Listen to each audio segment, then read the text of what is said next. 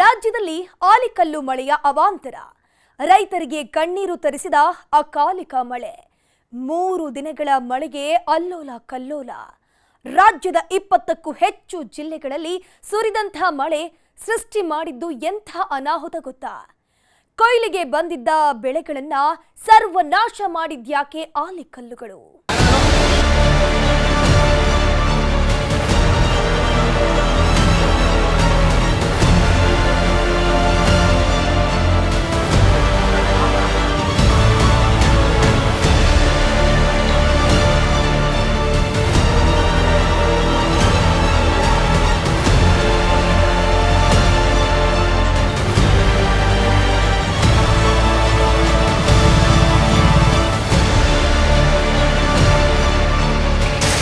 ಇದು ರಾತ್ರಿ ಗುಡುಗು ಸಿಡ್ಲು ತುಂಬ ಮಳೆ ಜೋರಾಗಿ ಬಂದು ತುಂಬ ಸರ್ ಒಂದು 1000ದಿಂದ 1200 ಅಡಿಕೆ ಗಿಡಗಳು ಬಿದ್ದೋಗಿದೆ. 2,500 ಅಡಿಕೆ ಗಿಡದಷ್ಟು ನಷ್ಟ ಆಗಿದೆ. ಒಂದು 200 ತೆಂಗಿನ ಮರ ನಷ್ಟ ಆಗಿದೆ.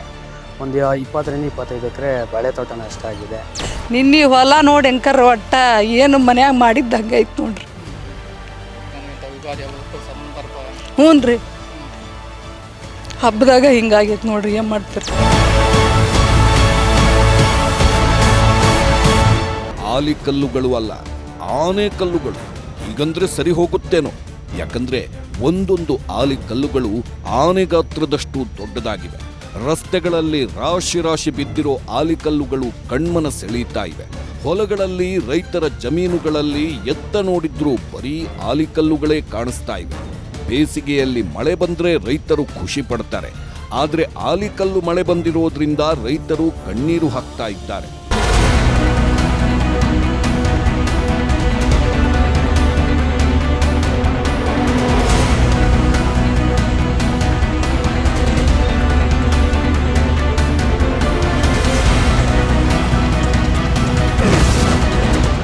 ಆಲಿಕಲ್ಲು ಮಳೆ ಆರ್ಭಟ, ಬಾಳೆ, ದ್ರಾಕ್ಷಿ, ಮಾವು ಬೆಳೆ ಛಿದ್ರ.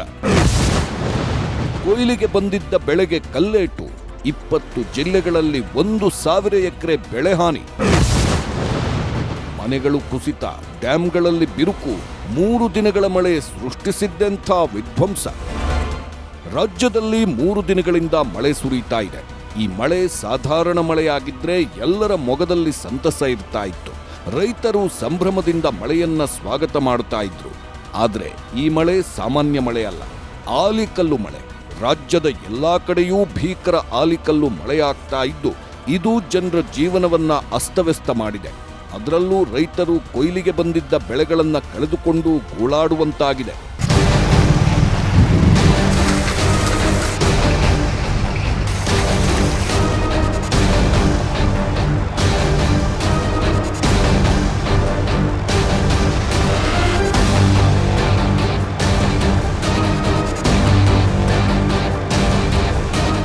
ರಾಜ್ಯದಲ್ಲಿ ಕೆಲವು ಜಿಲ್ಲೆಗಳನ್ನು ಹೊರತುಪಡಿಸಿ ಉಳಿದೆಲ್ಲ ಜಿಲ್ಲೆಗಳಲ್ಲೂ ಭೀಕರ ಮಳೆಯಾಗ್ತಾ ಇದೆ.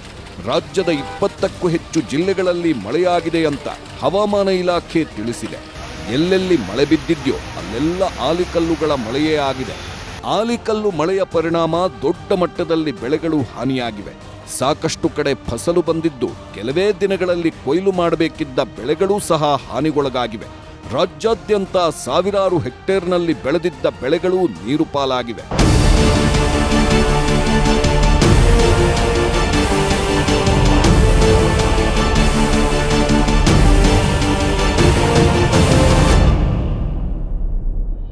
ಭಾರೀ ಆಲಿಕಲ್ಲು ಮಳೆಗೆ ಬೆಳೆಗಳು ನೆಲಕ್ಕಚ್ಚಿದ್ದು ರೈತರು ಕಣ್ಣೀರು ಹಾಕುವಂತಾಗಿದೆ. ಅಡಿಕೆ, ಬಾಳೆ, ತೆಂಗು, ದ್ರಾಕ್ಷಿ ಬೆಳೆಗೆ ಹಾನಿಯಾಗಿದೆ. ಭಾರೀ ಆದಾಯದ ನಿರೀಕ್ಷೆಯಲ್ಲಿದ್ದ ರೈತರಿಗೆ ಮಳೆ ಶಾಕ್ ಕೊಟ್ಟಿದೆ. ಸಾಲ ಸೋಲ ಮಾಡಿ 4-5 ತಿಂಗಳು ಮಗುವಿನಂತೆ ನೋಡಿಕೊಂಡಿದ್ದ ಬೆಳೆಗಳು ಕಣ್ಣೆದುರೇ ನೆಲಕ್ಕೆ ಒರಗಿದ್ದು ಆ ದೃಶ್ಯಗಳು ರೈತರ ಕಣ್ಣಲ್ಲಿ ನೀರು ತರಿಸ್ತಾ ಇವೆ. ಉತ್ತರ ಕರ್ನಾಟಕ ಭಾಗದಲ್ಲಿ ಅತಿ ಹೆಚ್ಚು ಬೆಳೆ ಹಾನಿಯಾಗಿದ್ದು ಮೈಸೂರು, ಚಾಮರಾಜನಗರ, ಬೆಂಗಳೂರು ಗ್ರಾಮಾಂತರ, ಚಿಕ್ಕಬಳ್ಳಾಪುರ, ಕೋಲಾರ ಜಿಲ್ಲೆಗಳಲ್ಲೂ ಸಾವಿರಾರು ಎಕರೆ ಬೆಳೆ ಹಾನಿಯಾಗಿದೆ.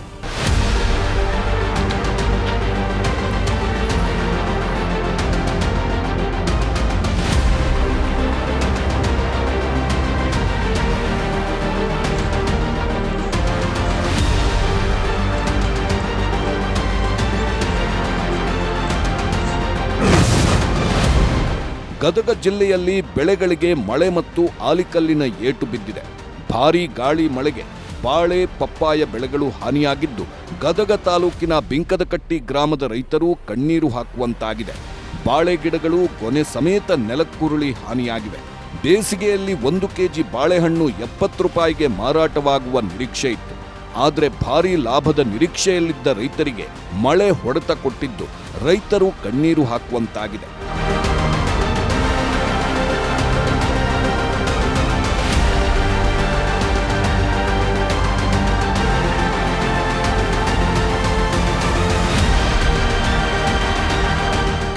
ಆ ರೈತ ಕುಟುಂಬ ಹಗಲು ರಾತ್ರಿ ಎನ್ನದೆ ಕಷ್ಟಪಟ್ಟು ಸಮೃದ್ಧವಾಗಿ ಬಾಳೆ ಪಪ್ಪಾಯ ಬೆಳೆಗಳನ್ನ ಬೆಳೆದಿದ್ರು.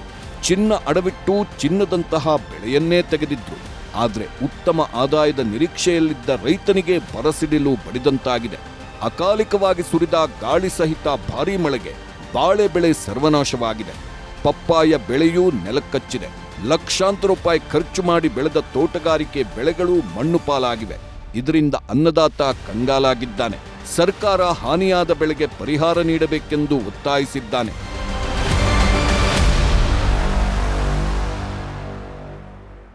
ನಾಲ್ಕೂವರೆ ಲಕ್ಷ ಖರ್ಚು ಮಾಡೀವ್ರಿ. ಏನು ಮಾಡಕ್ಕೆ ನಿನ್ನೆ ಮಳೆಗೆ ಈ ಥರ ಆತು ನೋಡ್ರಿ. ಎಲ್ಲ ಗೊಬ್ಬರ ಹಾಕಿ ಅಲ್ಲೆಲ್ಲ ಏರಿ ಹುಲ್ಕೊಟ್ಟು ಸಗಣಿ ಗೊಬ್ಬರ ತಂದ್ರಿ. ನಾವು ಬೇರೆ ಯಾವ ಗೊಬ್ಬರ ಹಾಕಂಗಿಲ್ಲ ರೀ. ಇದು ಕುರಿ ಗೊಬ್ಬರ ಸಗಣಿ ಗೊಬ್ಬರ ಅಷ್ಟು ಹಾಕಿವ್ರಿ. ಅದು ಹಂಗೆ ಬಂದಿತ್ತು ರೀ. ಬೆಳೆನ ಭಾರಿ ಇತ್ತು ರೀ. ಈಗ ಮುಂದಿನ ತಿಂಗಳು ಹಾಕೋ 1 ತಿಂಗಳು ಮುಂಚೆನೇ ಹಾಕ್ಯವ್ರಿ ಎಲ್ಲ. ನಿನ್ನೆ ಮಳೆಗೆ ಹಿಂಗೆ ಬಂಗಾರ ಒತ್ತಿ ಇಟ್ಟು ಇದನ್ನೆಲ್ಲ ಖರ್ಚು ಮಾಡೀವ್ರಿ. ಬರ್ತೈತಲ್ಲ ಇನ್ನೊಂದು 3-4 ತಿಂಗಳಿಗೆ ಚಲೋ ಬೆಳೆ ಬರ್ತೈತಿ ಅಂತಂದ್ರೆ ಇಷ್ಟು ಖರ್ಚು ಮಾಡೀವ್ರಿ. ಈಗ ನೋಡ್ರಿ ಬರೋದು ಇಲ್ಲ, ಏನೂ ಇಲ್ಲ. ಏನು ನೋಡಿ ಏನು ಪರಿಹಾರ ಮಾಡ್ತೀರಿ ಮಾಡ್ರಿ, ಅದಕ್ಕೆ ಏನು ಮಾಡ್ತೀರಿ ನೋಡ್ರಿ. ನೀವು ಈ ದೃಶ್ಯಗಳಲ್ಲಿ ನೋಡಬಹುದು. ಅಲ್ಲಿ ಯಾವ ರೀತಿ ಬಾಳೆ ಗಿಡಗಳು ಮುರಿದು ಬಿದ್ದಿವೆ, ಎಷ್ಟೊಂದು ಗಿಡಗಳು ನಾಶವಾಗಿವೆ ಅಂತ. ಬಾಳೆ ಗಿಡಗಳು ಕೊನೆಗಳ ಸಮೇತ ನಾಶವಾಗಿವೆ. ಇನ್ನೂ 10-15 ದಿನಗಳಲ್ಲಿ ಬಾಳೆ ಗಿಡಗಳಲ್ಲಿ ಫಸಲನ್ನ ತೆಗೆಯಬೇಕಿತ್ತು.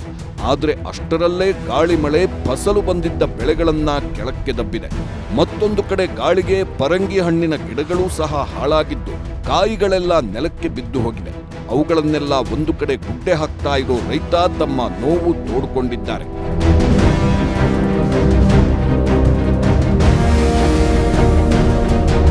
ಅಕಾಲಿಕ ಮಳೆಗೆ ರೈತ ಕುಲವೇ ಇವತ್ತು ನಲ್ಲಿಗೆ ಹೋಗಿಬಿಟ್ಟಿದೆ. ಯಾಕಂದರೆ ಅಕಾಲಿಕ ಮಳೆಯಿಂದಾಗಿ ರೈತರು ಬೆಳೆದಂತಹ ಬೆಳೆಗಳು ಕೂಡ ಸಂಪೂರ್ಣವಾಗಿ ನೆಲಕಚ್ಚಿ ಹಾನಿ ಆಗ್ತಾ ಇದ್ದಾವೆ. ಅದೇ ಮಾದರಿಯಲ್ಲಿಯೂ ಕೂಡ ಇವತ್ತು ಗದಗ ಜಿಲ್ಲೆಯ ಬಿಂಕದಕಟ್ಟಿ ಗ್ರಾಮದಲ್ಲಿ ಪಪ್ಪಾಯಿ ಬೆಳೆದಂಥ ರೈತರು ಕೂಡ ಇವತ್ತು ಸಂಕಷ್ಟಕ್ಕೆ ಸಿಲುಕಿದ್ದಾರೆ. ನಾವು ಕೂಡ ಇಲ್ಲಿ ದೃಶ್ಯದಲ್ಲಿ ನೋಡ್ತಾ ಇರ್ಬೋದು. ನಾವು ರೈತರ ಜಮೀನಲ್ಲೂ ಕೂಡ ಇದ್ದೀವಿ. ಒಂದು ಸುಮಾರು 2 ಎಕರೆ ಜಮೀನಿನಲ್ಲಿ ಇವತ್ತು ಪಪ್ಪಾಯನ್ನು ಬೆಳೆದಿದ್ದು, ಪಪ್ಪಾಯ ಬೆಳೆ ಕೂಡ ಸಮೃದ್ಧವಾಗಿ ಬೆಳೆದಿತ್ತು. ಆದರೆ ಅಕಾಲಿಕವಾಗಿ ಸುರಿದಂಥ ಗಾಳಿ ಸಹಿತ ಮಳೆಗೆ ಇವತ್ತು ಪಪ್ಪಾಯಿ ಕಾಯಿಗಳು ಎಲ್ಲವೂ ಸಹ ಇವತ್ತು ನೆಲಕ್ಕೆ ಬಿದ್ದು ಹಾನಿ ಆಗ್ತಾ ಇದ್ದಾವೆ. ಕೆಲವೊಂದು ಗಿಡಗಳು ಕೂಡ ಮುರಿದು ಹಾನಿಯಾಗಿದ್ದಾವೆ. ಈ ರೀತಿಯಾದಂಥ ಪರಿಸ್ಥಿತಿ ಕೂಡ ಈಗ ರೈತರಿಗೆ ಎದುರಾಗಿರುವಂಥದ್ದು. ಯಾಕಂದರೆ ಪ್ರತಿಯೊಂದು ಎಕರೆ ಪಪ್ಪಾಯಿ ಹಣ್ಣನ್ನು ಪಪ್ಪಾಯಿಗಳನ್ನು ಬೆಳಿಬೇಕಾದ್ರೆ ಸುಮಾರು ಲಕ್ಷಾಂತರ ರೂಪಾಯಿ ಖರ್ಚಾಗುತ್ತೆ. ಆದರೆ ಖರ್ಚಾದಂಥ ಬೆಳೆಗೆ ಖರ್ಚು ಮಾಡಿದಂಥ ಹಣವು ಕೂಡ ಇವತ್ತು ಬಾರದೇ ಇರುವ ಪರಿಸ್ಥಿತಿ ಕೂಡ ಈಗ ರೈತರಿಗೆ ಒದಗಿರುವಂಥದ್ದು. ಯಾಕಂದರೆ ಈಗಾಗಲೇ ಪಪ್ಪಾಯಿ ಹಣ್ಣಿನ ಗಿಡಗಳು ಕೂಡ ಮುರಿದು ನೆಲಕ್ಕೆ ಬಿದ್ದಿರುವಂಥದ್ದು. ಈ ರೀತಿಯಾಗಿ ಅಂದರೆ ಯಾವ ರೀತಿ ಅಂತಂದರೆ ಬಿರುಗಾಳಿ ಸಹಿತವಾಗಿ ಬಿದ್ದಂಥ ಮಳೆ ಎಫೆಕ್ಟ್ನಿಂದಾಗಿ ರೈತರ ಏನು ಪಪ್ಪಾಯಿ ಗಿಡಗಳಿದ್ದಾವೆ, ಗಿಡಗಳೆಲ್ಲವೂ ಕೂಡ ಈ ರೀತಿಯಾಗಿ ನೆಲಕ್ಕೆ ಕಚ್ಚಿ ಈ ರೀತಿಯಾಗಿ ಹಾನಿ ಆಗಿದ್ದಾವೆ. ಈ ರೀತಿಯಾದಂಥ ಪರಿಸ್ಥಿತಿ ಈಗ ರೈತರಿಗೆ ಬಂದೊದಗಿರುವಂಥದ್ದು. ಯಾಕೆಂದರೆ ಬಿಂಕದಕಟ್ಟಿ ಗ್ರಾಮದ ಸುತ್ತಮುತ್ತಲೂ ಕೂಡ ಸಾಕಷ್ಟು ರೈತರು ಒಂದು ಪಪ್ಪಾಯಿ ಬೆಳೆಯನ್ನು ಬೆಳೀತಾ ಇದ್ದಾರೆ. ಆದರೆ ಈಗ ಬೆಳೆದಂಥ ಬೆಳೆಗೂ ಕೂಡ ಈಗ ಸಂಕಷ್ಟ ಎದುರಾಗಿದೆ. ಯಾಕಂದರೆ ಲಕ್ಷಾಂತರ ರೂಪಾಯಿ ಖರ್ಚು ಮಾಡಿದಂಥ ಬೆಳೆ ಈಗ ಹಾನಿಯಾಗಿದೆ. ಯಾಕಂದರೆ ಪಪ್ಪಾಯಿ ಕೂಡ ಸಾಕಷ್ಟು ಫಸಲು ಬಂದಿತ್ತು. ಫಸಲು ಕೂಡ ಈಗ ರೈತರಿಗೆ ಬಾರದೇ ಇರುವ ಪರಿಸ್ಥಿತಿ ಕೂಡ ಬಂದಿರುವಂಥದ್ದು. ಯಾಕಂದರೆ ಈಗಾಗಲೇ ಗಿಡದಲ್ಲಿಯೂ ಕೂಡ ನೋಡ್ತಾ ಇರ್ಬೋದು, ಸಮೃದ್ಧವಾಗಿ ಬೆಳೆ ಕೂಡ ಬೆಳೆದು ನಿಂತಿದೆ. ಆದರೆ ಈಗ ಸುರಿತಕ್ಕಂಥ ಅಕಾಲಿಕ ಮಳೆ ಈ ರೈತರ ಬದುಕನ್ನೇ ಮೂರಾಬಟ್ಟಿ ಆಗುವಂತೆ ಮಾಡ್ತಾ ಇದೆ. ಯಾಕಂದರೆ ಈ ಒಂದು ತೋಟಗಾರಿಕೆ ಬೆಳೆಯನ್ನು ನಂಬಿಕೊಂಡು ಸಾಕಷ್ಟು ಹಣವನ್ನು ಖರ್ಚು ಮಾಡಿ ಬೆಳೆದಿದ್ದಾರೆ. ಆದರೆ ಫಸಲು ಕೂಡ ಸಮೃದ್ಧವಾಗಿ ಬೆಳೆದಿದೆ. ಆದರೆ ಈಗ ಅದಕ್ಕೆ ರೈತರಿಗೆ ಇವಾಗ ಸಂಕಷ್ಟ ಕೂಡ ಎದುರಾಗಿರುವಂಥದ್ದು. ಈ ಮಳೆರಾಯನ ಆರ್ಭಟಕ್ಕೆ ರೈತರು ಬೆಳೆದಂಥ ಪಪ್ಪಾಯಿ ಬೆಳೆ ನೆಲಕ್ಕಚ್ಚಿ ಹಾನಿ ಆಗ್ತಾ ಇದೆ. ಹೀಗಾಗಿ ತೋಟಗಾರಿಕೆ ಇಲಾಖೆ ಅಧಿಕಾರಿಗಳು ಸ್ಥಳಕ್ಕೆ ಬಂದು ಭೇಟಿ ನೀಡಿ ಪರಿಶೀಲನೆ ನಡೆಸಿ ಒಂದು ರೈತರ ಹಾನಿ ಆಗ್ತಾ ಇದೆ ಆ ಬೆಳೆಗೆ ಸೂಕ್ತವಾದ ಪರಿಹಾರವನ್ನು ಕೊಡಬೇಕು ಅನ್ನುವಂಥದ್ದು ರೈತರ ಒತ್ತಾಯ ಕೂಡ ಆಗಿದೆ. ಚಿನ್ನದ ಮಾಂಗಲ್ಯ ಸರ ಅಡವಿಟ್ಟು ಬಾಳೆ ಬೆಳೆಯನ್ನ ಬೆಳೆಯಲಾಗಿತ್ತು. ಸಮೃದ್ಧವಾಗಿ ಬೆಳೆದಿದ್ದ ಬಾಳೆ ಪಪ್ಪಾಯ ಮಳೆ ಆರ್ಭಟಕ್ಕೆ ಸರ್ವನಾಶವಾಗಿದೆ. ಲಕ್ಷಾಂತರ ರೂಪಾಯಿ ಖರ್ಚು ಮಾಡಿ ಬೆಳೆದ ಬೆಳೆ ಮಣ್ಣು ಪಾಲಾಗಿದೆ. ಗದಗ ಜಿಲ್ಲೆ ಬಿಂಕದಕಟ್ಟಿ ಗ್ರಾಮದಲ್ಲಿ 100 ಎಕರೆ ಬೆಳೆಗಳು ನಾಶವಾಗಿದ್ದು, ಗ್ರಾಮದ ವೆಂಕಟೇಶ್ ಹೊಸಮನಿ ಎಂಬ ರೈತ 2 ಎಕರೆ ಬಾಳೆ, 2 ಎಕರೆ ಪಪ್ಪಾಯ ಬೆಳೆಯನ್ನ ಕಳೆದುಕೊಂಡು ನೋವು ತೋಡ್ಕೊಂಡಿದ್ದಾರೆ. ಬೆಳೆಯೂ ಸಮೃದ್ಧವಾಗಿ ಬೆಳೆದು ನಿಂತಿತ್ತು. ಬಾಳೆ ಬೆಳೆ ಇನ್ನೊಂದು ತಿಂಗಳು ಕಳೆದಿದ್ರೆ ಲಕ್ಷ ಆದಾಯ ತಂದು ಕೊಡುತ್ತಿತ್ತು. ಆದರೆ ಅಕಾಲಿಕವಾಗಿ ಸುರಿದ ಭಾರೀ ಗಾಳಿ ಮಳೆಗೆ ಅಪಾರ ಬಾಳೆ ಬೆಳೆ ನೆಲಕ್ಕಚ್ಚಿದೆ. 4 ರಿಂದ 5 ಲಕ್ಷ ರೂಪಾಯಿ ಖರ್ಚು ಮಾಡಿ 2 ಎಕರೆ ಏಲಕ್ಕಿ ಬಾಳೆ ಬೆಳೆದಿದ್ರು. ಬಾಳೆಯು ಸಾವಯವ ಕೃಷಿ ಪದ್ಧತಿ ಅಳವಡಿಸಿ ಭರ್ಜರಿ ಬೆಳೆದಿದ್ದ ಅಂದಾಜು 15 ಲಕ್ಷ ಆದಾಯ ನಿರೀಕ್ಷೆಯಲ್ಲಿದ್ದ ರೈತನಿಗೆ ಬರಸಿಡಿಲು ಬಡಿದಂತಾಗಿದೆ. ಬೇಸಿಗೆಯಲ್ಲಿ 1 ಕೆಜಿ ಬಾಳೆ 70 ರೂಪಾಯಿಗೆ ಮಾರಾಟವಾಗುತ್ತಿತ್ತು. ಒಳ್ಳೆಯ ಬೆಲೆ ಇದ್ದಾಗಲೇ ಬಾಳೆ ಬೆಳೆ ಹಾನಿಯಾಗಿ ರೈತ ಕುಟುಂಬ ಗೋಳಾಡುತ್ತಿದೆ. 4 ಎಕರೆ ಜಮೀನು ನಮ್ಮದು. 2 ಎಕರೆ ಪಪ್ಪಾಯಿ, 2 ಎಕರೆ ಬಾಳೆ ಹಾಕಿವಿ. ಬಾಳೆ ಈಗಾಗಲೇ ಇನ್ನೂ ಒಂದು 3 ತಿಂಗಳು ಬರ್ತೈತೆ ರೀ. ನಿನ್ನೆ ಗಾಳಿ ಮಳೆಗೆ ಬಂದು ಎಲ್ಲ ಬಿದ್ದು ಬಿಡ್ತು. ಇನ್ನೊಂದು 3 ತಿಂಗಳು ಕಡಿಮೆ ಅಂದ್ರೆ ಒಂದು 15-18 ಲಕ್ಷ ಮಟ್ಟ ಆಗೋದು. ಒಂದೊಂದು ಚಿಪ್ ತೋರಿಸಿವಲ್ರಿ. ಈಗ 15 ಚಿಪ್ ಮಟ್ಟ ಐತಿ. ಹಾಂ, ಒಂದು ಕಡಿಮೆ ಅಂದ್ರೆ ಒಂದು 4-4 ಲಕ್ಷ ರೂಪಾಯಿ ಖರ್ಚು ಮಾಡೀವಿ ಒಂದೊಂದು ಹೊಲಕ್ಕೆ ರೀ. ಆ ಹೊಲಕ್ಕೆ 3 ಲಕ್ಷ ಖರ್ಚು ಮಾಡೀವಿ. ಪಪ್ಪಾಯಿ ಅದೆಲ್ಲ ಕಾಯೆಲ್ಲ ಓದಿರ್ ಹೋಗೈತ್ರಿ. ಇದು ಹಿಂಗಾಗೈತಿ. ಮತ್ತು ಏನು 1 ರೂಪಾಯಿ ಲಾಭದಾಗ ಆತ್ರಿ. ದುಡಿದ್ರ ಬರ್ತಿಲ್ಲ, ಉಳಿದ್ರಾಗ 80% ಹಾಳಾಗೈತೆ ರೀ. ರೈತ ವೆಂಕಟೇಶ್ ಮೊದಲ ಬಾರಿಗೆ ಈ ವರ್ಷ ಬಾಳೆ ಬೆಳೆ ಬೆಳೆಯಲು ಆರಂಭ ಮಾಡಿದ್ದ. ಬಿಂಕದಕಟ್ಟಿ ಗ್ರಾಮದಲ್ಲಿ ಏಲಕ್ಕಿ ಬಾಳೆ ಬೆಳೆ ಯಾರೂ ಬೆಳೆದಿಲ್ಲ. ಪ್ರಾಯೋಗಿಕವಾಗಿ 2 ಎಕರೆ ಬೆಳೆದಿದ್ದ ಪತ್ನಿಯ ಚಿನ್ನದ ಮಾಂಗಲ್ಯ ಸರ ಬ್ಯಾಂಕ್ನಲ್ಲಿ ಅಡವಿಟ್ಟು ಬಾಳೆ ಬೆಳೆದಿದ್ದ. ಆದರೆ ಬಾಳೆ ಬೆಳೆ ಈಗ ನಾಶವಾಗಿದೆ. ಅಷ್ಟೇ ಅಲ್ಲದೆ ಮಳೆಯಿಂದ ಪಪ್ಪಾಯದ ಗಿಡಗಳು ಕಿತ್ತು ಬಂದಿವೆ. ಪಪ್ಪಾಯಿ ಕಾಯಿಗಳು ಸಹ ಹಾನಿಗೊಳಗಾಗಿವೆ. ಸರ್ಕಾರ ನಮ್ಮ ನೆರವಿಗೆ ಬಂದು ಪರಿಹಾರ ನೀಡಬೇಕೆಂದು ರೈತ ಒತ್ತಾಯಿಸಿದ್ದಾನೆ. ಇವರು ಹೊಸಮನಿ ಕುಟುಂಬದವರು ನಮ್ಮ ಆಫೀಸಿಗೆ ಬಂದು ಬೆಳಗ್ಗೆ ಹಿಂಗ್ರಿ ನಾವು 2 ಎಕರೆ ಬಾಳೆ ಹಚ್ಚಿದ್ವಿ. ನಿನ್ನೆ ಸಾಯಂಕಾಲ ಅಕಾಲಿಕ ಮಳೆ ಮತ್ತು ಗಾಳಿಯಿಂದ ನಮ್ಮದು ಬಾಳೆ ಹಾನಿಯಾಗೈತೆ ಅಂದರು. ಅವ್ರ ಕುಟ್ಟಿಗೆ ಬಂದು ವಿಸಿಟ್ ಮಾಡಿದ್ವಿ. 2 ಎಕರೆ ಬಾಳೆ ಹಚ್ಚಾರ. ಒಂದು 6 ತಿಂಗಳದ್ದು ಬೆಳೆ ಐತಿದು. 2 ತಿಂಗಳದಾಗ ಇದು ಕಾಯಿ ಕಚ್ಚಿ ಇದು ಇಳುವರಿ ಬರ್ತಿತ್ತು. ಇದು ಒಂದು 70% ಹಾನಿಯಾಗೈತಿ. ಇದನ್ನು ಮೇಲಾಧಿಕಾರಿಗಳಿಗೆ ಅವ್ರಿಗೆ ಬೆಳೆ ಹಾನಿ ಕೊಡ್ಸಕ್ಕೆ ನಾವು ರಿಪೋರ್ಟ್ ಮಾಡ್ತೀವಿ. ಗದಗ ಜಿಲ್ಲೆ ಮಾತ್ರ ಅಲ್ಲ, ರಾಯಚೂರು, ಹುಬ್ಬಳ್ಳಿ ಎಲ್ಲಾ ಕಡೆಗಳಲ್ಲೂ ಇದೇ ರೀತಿ ಬೆಳೆ ಹಾನಿಯಾಗಿದೆ. ಫಸಲು ಕೈಗೆ ಬರೋ ಮುನ್ನವೇ ಬೆಳೆಯನ್ನ ಮಳೆ ತಿಂದು ಹಾಕಿದ್ದು ರೈತರು ತಲೆ ಮೇಲೆ ಕೈ ಹೊತ್ತು ಕೂರುವಂತಾಗಿದೆ. ಕೆಲವೊಮ್ಮೆ ಮಳೆ ಇಲ್ಲದೆ ಬೆಳೆಗಳು ಹಾಳಾಗುತ್ತೆ. ಈಗ ಮಳೆ ಬೇಡ ಅಂತ ಬೇಸಿಗೆಯಲ್ಲಿ ಬೆಳೆದಿದ್ದ ಬೆಳೆಗಳನ್ನೂ ಅಕಾಲಿಕ ಮಳೆ ನಾಶ ಮಾಡಿದ್ದು ರೈತರು ತಲೆ ಮೇಲೆ ಕೈ ಹೊತ್ತು ಕೂರುವಂತಾಗಿದೆ.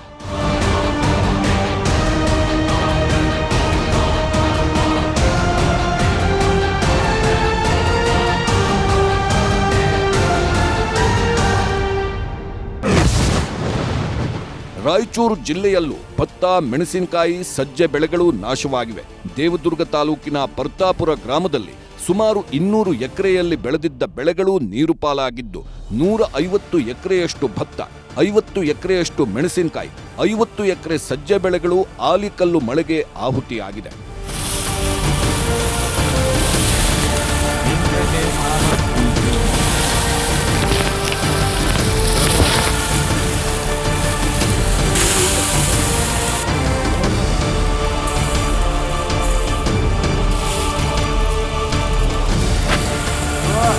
ರಾಯಚೂರು ಜಿಲ್ಲೆಯಲ್ಲಿ ಭಾರೀ ಮಳೆ ಸುರಿದಿತ್ತು. ಅಲ್ಲಿ ಆಲಿಕಲ್ಲುಗಳ ರಾಶಿಯನ್ನೇ ಗುಡ್ಡೆ ಹಾಕಿತ್ತು. ಪರಿಣಾಮವಾಗಿ ಬೆಳೆಗಳೆಲ್ಲ ಆಲಿಕಲ್ಲೇಟಿಗೆ ಧ್ವಂಸವಾಗಿದ್ದು ಬೆಳೆಗಳು ಸಂಪೂರ್ಣವಾಗಿ ಹಾನಿಗೊಳಗಾಗಿವೆ. ಭಾರೀ ಗಾತ್ರದ ಆಲಿಕಲ್ಲು ಮಳೆಗೆ ರೈತರ ಬೆಳೆಗಳು ಧ್ವಂಸವಾಗಿದೆ. ಅಕಾಲಿಕವಾಗಿ ಸುರಿದ ಆಲಿಕಲ್ಲು ಮಳೆಗೆ ರೈತರ ಜೀವನ ಅಸ್ತವ್ಯಸ್ತವಾಗಿದ್ದು ಬೃಹತ್ ಗಾತ್ರದ ಆಲಿಕಲ್ಲುಗಳನ್ನ ಬುಟ್ಟಿಯಲ್ಲಿ ತೆಗೆದಿಟ್ಟಿರೋ ಗ್ರಾಮಸ್ಥರು ಕೈಗೆ ಬಂದ ತುತ್ತು ಬಾಯಿಗೆ ಬರಲಿಲ್ಲ ಅಂತ ತಮ್ಮ ನೋವನ್ನ ತೋಡಿಕೊಂಡಿದ್ದಾರೆ. ಸಹಾಯಕ್ಕೆ ಧಾವಿಸುವಂತೆ ಸರ್ಕಾರವನ್ನ ಒತ್ತಾಯಿಸಿದ್ದಾರೆ.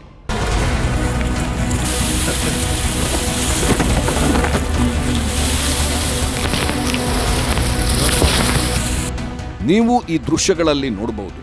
ರಾಯಚೂರಿನಲ್ಲಿ ಆಲಿಕಲ್ಲುಗಳ ಅಬ್ಬರ ಹೇಗಿದೆ ಅಂತ. ಮನೆಗಳ ಮುಂದೆಯೇ ರಾಶಿ ರಾಶಿ ಆಲಿಕಲ್ಲುಗಳು ಬಿದ್ದಿದ್ದು ಅದನ್ನ ತೆಗೆದುಕೊಂಡು ಜನರು ಪಾತ್ರೆಗಳಲ್ಲಿ ಹಾಕೊಂಡಿದ್ದಾರೆ. ಹಲವೆಡೆ ವಿದ್ಯುತ್ ಸಂಪರ್ಕ ಕಡಿತಗೊಂಡು ಜನಜೀವನ ಅಸ್ತವ್ಯಸ್ತಗೊಂಡ್ರೆ ಹಲವು ಕಡೆಗಳಲ್ಲಿ ಭತ್ತ, ಜೋಳ ಕಟಾವು ಮಾಡಿ ಇಟ್ಟಿದ್ದ ಮೆಣಸಿನಕಾಯಿ ಹಾನಿಯಾಗಿದ್ದು ರೈತರು ಹೈರಾಣಾಗುವಂತೆ ಮಾಡಿದೆ. ನೀವು ಈ ದೃಶ್ಯಗಳಲ್ಲಿ ನೋಡಬಹುದು. ಭತ್ತದ ಗದ್ದೆಗಳಲ್ಲಿ ಸಂಪೂರ್ಣವಾಗಿ ನೀರು ತುಂಬಿಕೊಂಡಿದೆ. ಕೊಯ್ಲಿಗೆ ಬಂದಿದ್ದ ಭತ್ತವೆಲ್ಲ ಉದುರಿ ನೀರಿಗೆ ಬಿದ್ದಿದೆ.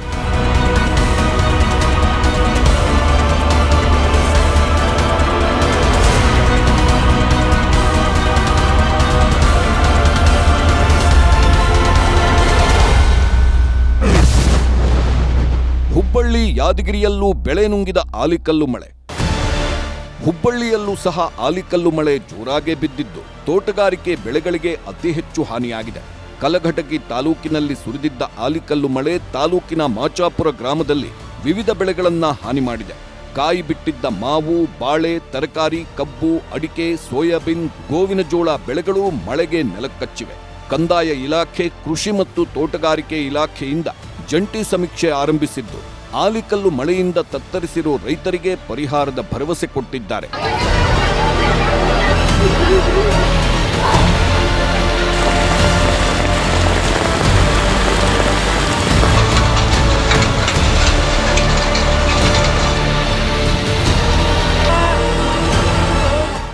ಮತ್ತೊಂದು ಕಡೆ ಕೊಪ್ಪಳದಲ್ಲಿ ಭಾರೀ ಮಳೆಗೆ ಮನೆಯ ಮಾಳಗಿಯ ಕುಸಿತವಾಗಿದೆ.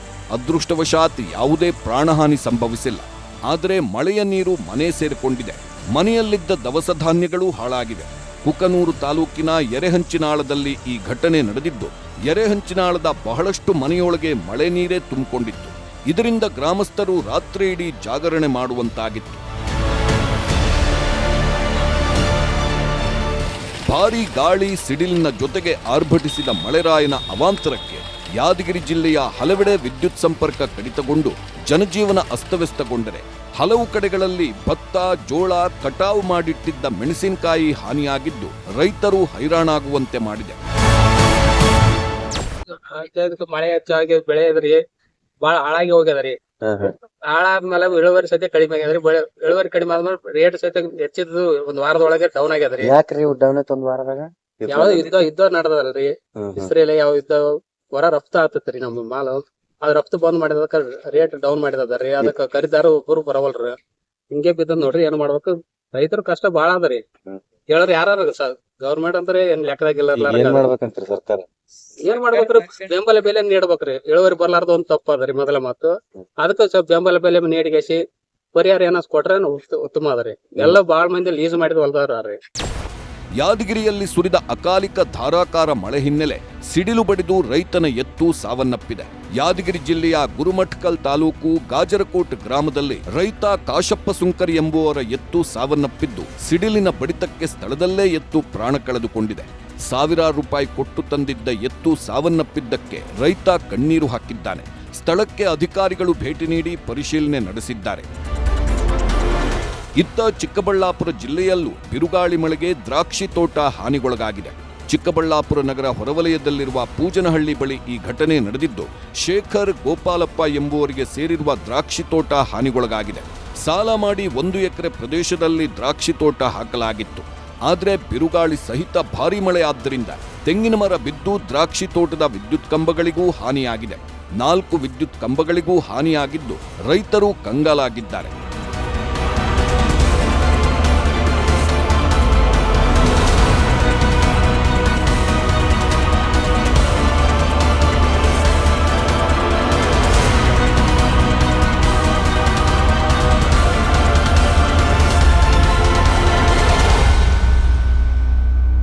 ನಾರ್ಮಲ್ ಮಳೆ ಆದ್ರೇನೆ ಬೆಳೆಗಳು ಹಾನಿಯಾಗುತ್ತವೆ. ಅಂಥದ್ರಲ್ಲಿ ಈಗ ಆಲಿಕಲ್ಲು ಮಳೆ ಆಗಿದೆ. ಆಲಿಕಲ್ಲು ಮಳೆ ಅಂದ್ರೆ ಬೆಳೆಗಳೇ ಛಿದ್ರವಾಗುತ್ತವೆ. ಈಗಲೂ ಅದೇ ರೀತಿ ಆಗಿದೆ. ನೀರಿನ ಕಲ್ಲುಗಳು ಭತ್ತ, ಜೋಳ, ಮೆಣಸಿನಕಾಯಿ, ಮಾವಿನ ತೋಟಗಳನ್ನೂ ನಾಶ ಮಾಡಿದೆ. ಬಿಸಿಲಿನ ಬೇಗೆಯಿಂದ ಕಂಗೆಟ್ಟು ಹೋಗಿದ್ದ ಉತ್ತರ ಕರ್ನಾಟಕದ ಜಿಲ್ಲೆಗಳೇ ಈಗ ಮಳೆಯಿಂದ ತತ್ತರಿಸಿ ಹೋಗಿವೆ.